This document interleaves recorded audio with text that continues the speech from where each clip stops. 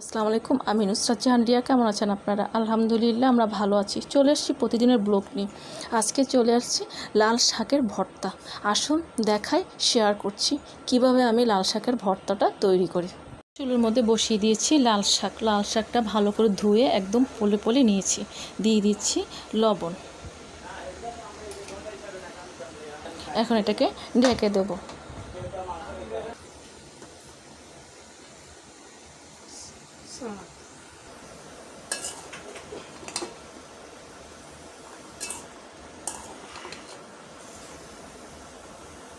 আমি কিন্তু এখানে কোনো পানি দেইনি, লবণটা দিয়েছি। লবণ থেকে যতটুকু পানি উঠেছে, এখন এই লবণ পানির মধ্যে দিয়ে এটা একেবারে সিদ্ধ হয়ে যাবে।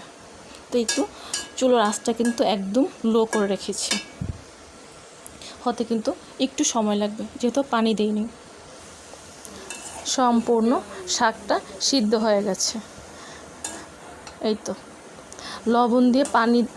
লবণ দিয়ে ঢেকে দিলে শাকটা অল্প আঁচ দিয়ে একদম শাকটা সিদ্ধ হয়ে যাবে। এখন আমি এটা নামিয়ে ফেলবো। চুলোর মধ্যে প্যান বসিয়ে দিয়েছি। প্যানেতে দিয়ে দিয়েছি তেল, দিয়ে দিচ্ছি শুকনো মরিচ। শুকনো মরিচটা আমি একটু ভেজে নেব। মরিচগুলো ভাজা হয়ে গেছে, আমি এক পাশটা করে রাখছি। দিয়ে দিচ্ছি রসুন, দিয়ে দিচ্ছি পেঁয়াজ। এখন পেঁয়াজ রসুনটা আমি একটু ভেজে নেব।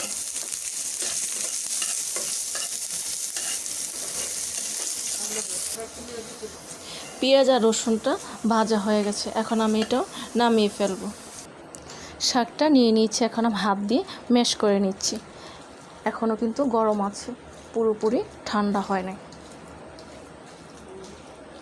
একটু সময় নিয়ে করবেন। সবগুলো মাখা হয়ে গেছে, এখন আমি এর মধ্যে দিয়ে দিচ্ছি শুকনো মরিচ আর রসুন পেঁয়াজ। যেহেতু আমি শাক সিদ্ধর মধ্যে লবণটা একটু পরিমাণ বেশি দিয়ে দিয়েছি, যেন এখানে আর না লাগে। আর যদি আপনাদের মনে হয় যে সিদ্ধর মধ্যে অল্প দিবেন, তাহলে এখানেও দিতে হবে। কিন্তু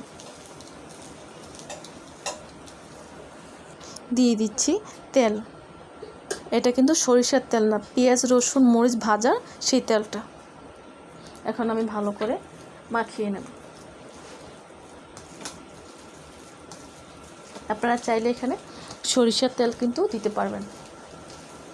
আমি ভেজে রাখা পেঁয়াজ মরিচ আর রসুনের তেলটাই দিয়ে দিয়েছি। আবারও বলে দিচ্ছি, শাক সিদ্ধর মধ্যে কিন্তু আমি লবণ দিয়েছি, এর জন্য এখন আর আমি লবণটা দিইনি। তো একেবারে রেডি।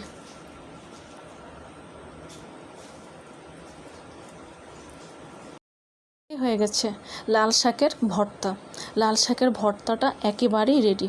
আশা করি এরকম করে লাল শাক দিয়ে ভর্তা বানিয়ে খাবেন, খুবই ভালো লাগবে। ভালো লাগলে আমাকে কমেন্টস করে জানাবেন, সাবস্ক্রাইব করে দেবেন, আমার পাশে থাকবেন আর আমাকে অনেক অনেক সাপোর্ট করবেন।